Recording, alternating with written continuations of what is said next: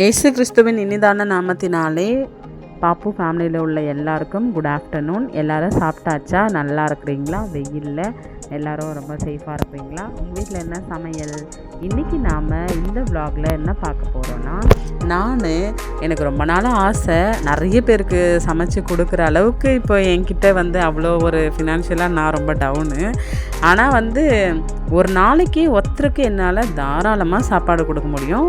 Homemade சாப்பாடு வீட்டில் செய்கிறது, நம்ம குழந்தைங்களுக்கு கட்டுறது, அதை ஒரு ஆளுக்கு என்னால் எடுத்துன்னு போய் கொடுக்கணுன்னு ரொம்ப ஆசை. அதை தான் நான் இன்றைக்கி சரி ஸ்டார்ட் பண்ணலாம். நம்ம சேனல்லையுமே 400 சப்ஸ்கிரைபர்ஸ் வந்துட்டாங்க, நம்ம புதுசாக ஸ்டார்ட் பண்ணலாம் அப்படின்னு சொல்லிட்டு பிளான் பண்ணி அடுக்கு டிஃபன் பாக்ஸ்லாம் இந்த டுடேஸ் லஞ்ச் பாக்ஸ் அப்படி போடுவாங்கள்ல, அது மாதிரி நான் ட்ரை பண்ண மீஷோவில். ஆனால் அது வரத்துக்கு ஒரு வாரம் ஆகும்னு சொல்லிட்டாங்க.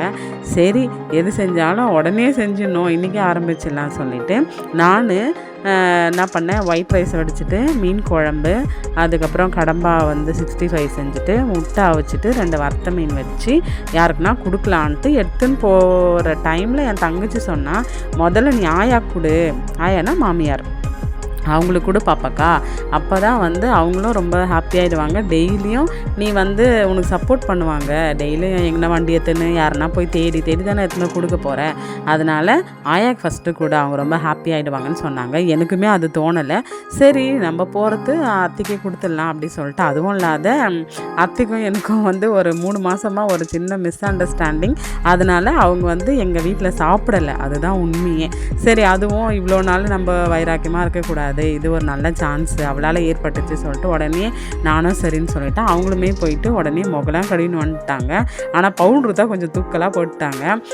தொடங்கன்னு சொன்னது கூட கொஞ்சம் லைட்டாக தான் தொடச்சாங்க. அதுக்கப்புறம் நானும் என்ன பண்ணேன், ஒயிட் ரைஸு மீன் குழம்பு சூப்பராக சமைப்பாங்க. அவங்க பேர் பார்த்திங்கன்னா அன்னமேரி. எங்கள் ஆயா அவங்களுக்கு அன்னமேரின்னு பேர் வச்சுக்கிறாங்க.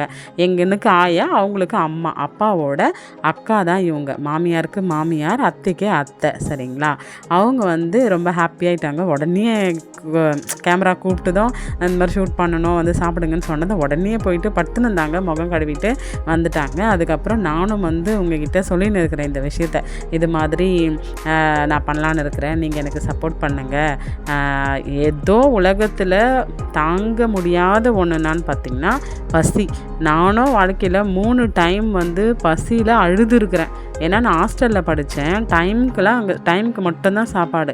பசி எத்தும் போதெல்லாம் அங்கே சாப்பாடெலாம் தரமாட்டாங்க. ஒரு நாளைக்கு 3 வேளை தான், காலையில் டிஃபன், மதியம் லஞ்சு, நைட்டு டின்னர், அது மட்டும்தான். அதை தாண்டி சாப்பாடெலாம் நம்ம நினச்ச டைம்லாம் சாப்பிட முடியாது. ஹாஸ்டலில் 1 டைம் ரொம்ப பசி எடுத்துக்கிச்சு. பசியில் என்ன பண்ணுறதுனே தெரியாது, அழுதுட்டேன். அந்த அளவுக்கு எப்படா 8 மணி ஆகும் சாப்பாடு கொடுப்பாங்கன்ட்டு நான் அனுபவிச்சிருக்கிறேன். ரெண்டாவது ஷேரன் கன்சீவாக இருக்கும் போது அத்தை தான் டெய்லி சமைப்பாங்க. அப்போ வாமிட்லாம் சொல்லிட்டு அந்த டைமுக்கு அந்த அன்னைக்கு யாருமே இல்லை. என்னால் பசி தாங்க முடியல.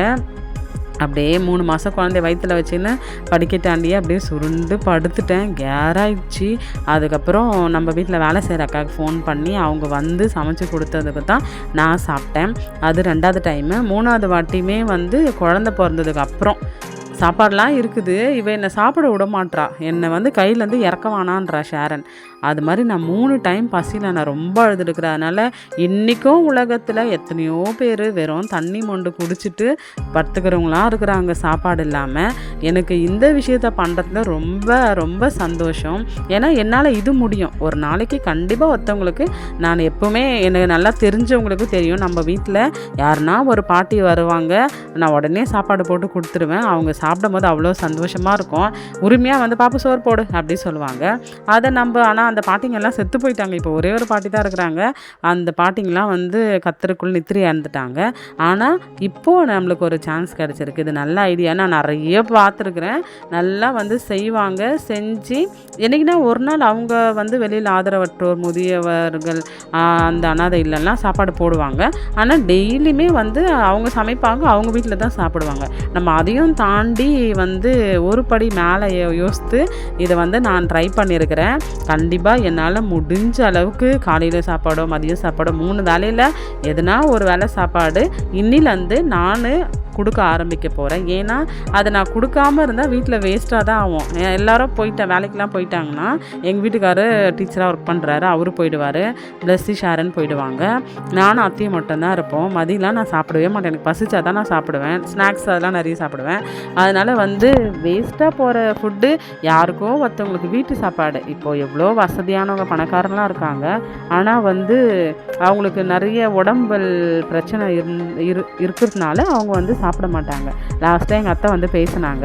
எங்கள் அத்தை பார்த்திங்கன்னா அவங்களுக்கு 2 மகன்கள், ஸ்டான்லி சுந்தர்ராஜன், ஸ்டான்லி பிரேம்குமார். நான் சின்ன மருமக, சின்னவங்க வாத்தியார், அதான் பிரேம்குமாரோட ஒய்ஃபு. எங்கள் அத்தை எங்களை ரொம்ப ஃப்ரீயாக விட்டுருவாங்க. எதுவுமே பின்னாடி வேணால் பேசின்னு திட்டின்னு இருப்பாங்க, ஆனால் எதிர்க்கெல்லாம் சொல்ல மாட்டாங்க. பார்ட் 2ல்